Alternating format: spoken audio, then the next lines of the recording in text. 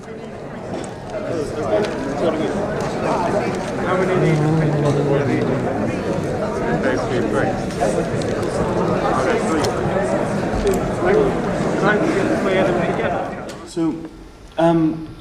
I want to start from a very simple premise, which is that to stop pretending about the future means stopping pretending about the present. And to really crystallize this out in a fairly abrupt way, I'm going to say something and I want you to think about it, which is the war has already begun and you did not notice because your side won. Right? The lifestyle that you have right now is built on colonialism. It's built on great armies of land pirates that marched out into the corners of the world and stole everything worth having and killed anybody who got in the way. Right? India, where half of my family is from, was an occupied country by British colonialists until Gandhi stood this colonial process down, stood your government down, and asked you to leave. 1948, Second World War. You guys were land pirates. Okay? Is this beginning to sound real? Right? Now, where are we right now? According to the World Health Organization, every single year 60 million people die. That's all races, all classes, all causes. That's the total exit from human life every year. Roughly 20 billion of those deaths, by my estimate, are deaths from poverty. It's diarrheal disease, it's malaria, it's enormous HIV infection rates in Africa. You can just go through and take a look at the World Health Organization stats, and it comes down that about 1/3 of the people who die on this planet die of poverty. Every year, about 20 million. Okay? Now, let's put this into context. When human beings are desperate, when they need something that they cannot have, they become aggressive. And there are two broad categories of direction for this aggression. The first is aggression towards other human beings, violence. And this is the colonial impulse. And this is not something that is restricted to the West. There were colonial empires that have emanated from every corner of the globe when people got a chance to get organized. South America had empires which were brutal beyond anything ever conceived of here. India has ancient empires. But this aggression towards other people is one of the two places that desperation can manifest. The other is aggression towards other species, where you take a piece of land which has trees growing on it, and you need a house, and you fell the trees and you build one. Well, the trees are dead and you're alive. And the question that we are really searching for is, what does it look like when we stop living by violence towards other people or towards other species? Does this seem like a sensible question? Oh, okay, good. So the first thing you have to do is stop being violent. What that means is identifying what violence looks like, right?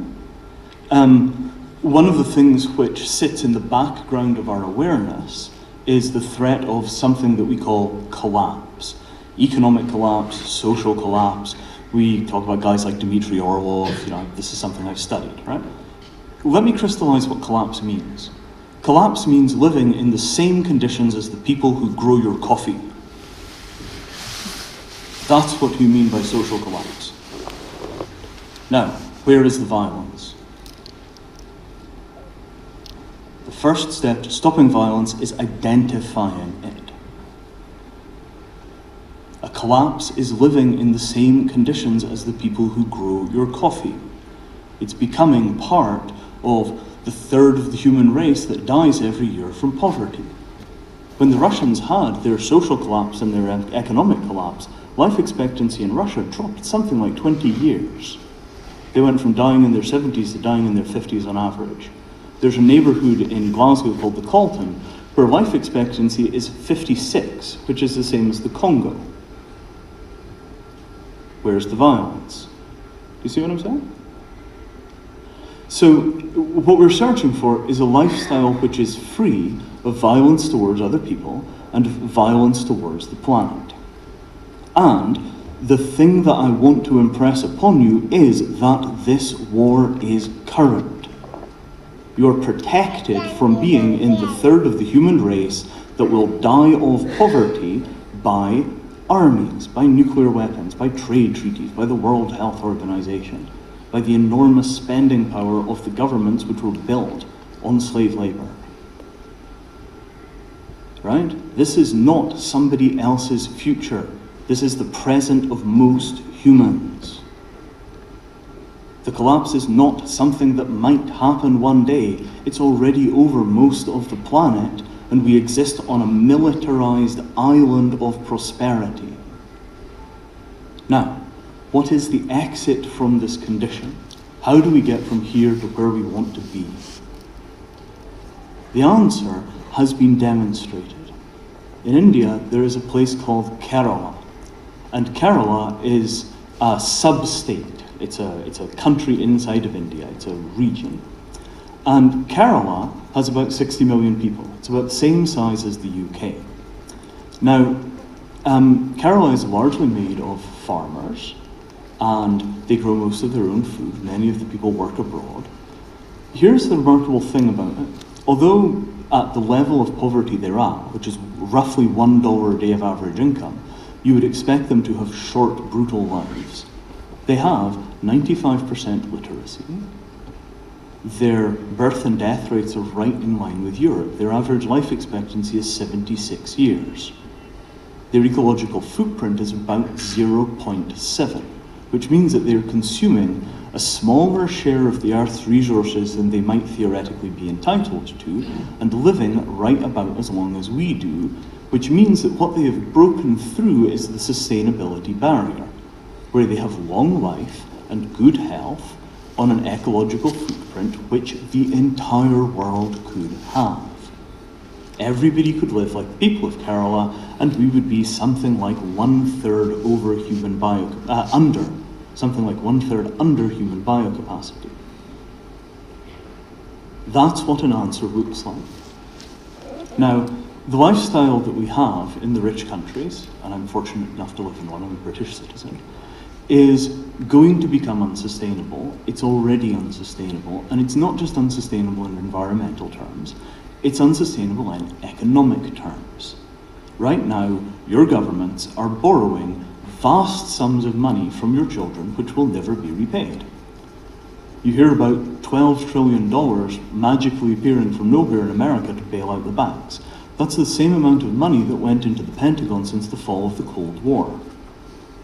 They spent 20-something years of defense budget in a single year to bail out the banks. Does that give you a sense of how much money this was?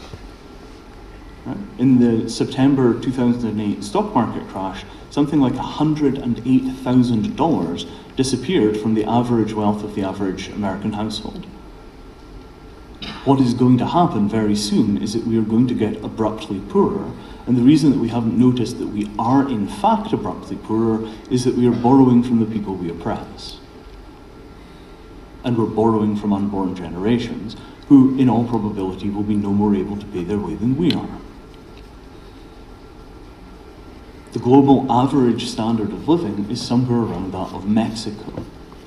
And as the enormous bubble of wealth created by colonialism begins to wear out, there is no reason why a child born in England should have a better expectation of a quality of life than a child born in Mexico or India or Africa. What makes us different that we expect to live in luxury while the rest of the world starves? It is one world. We have to build a common future in which we consume so little that the world can support us and not die, and we must share and cooperate so effectively that human beings are freed from the impulse to hurt each other for more than their fair share. And this is not impossible. It's been demonstrated. And now you are each individually responsible for identifying where the violence is in your life, right through the supply chains, right through the energy grids, and right through your government to figure out what it means to live as a responsible human being who takes no more than their fair share and oppresses no other by your very existence. This is the challenge of the 21st century, and this is what it means to stop pretending.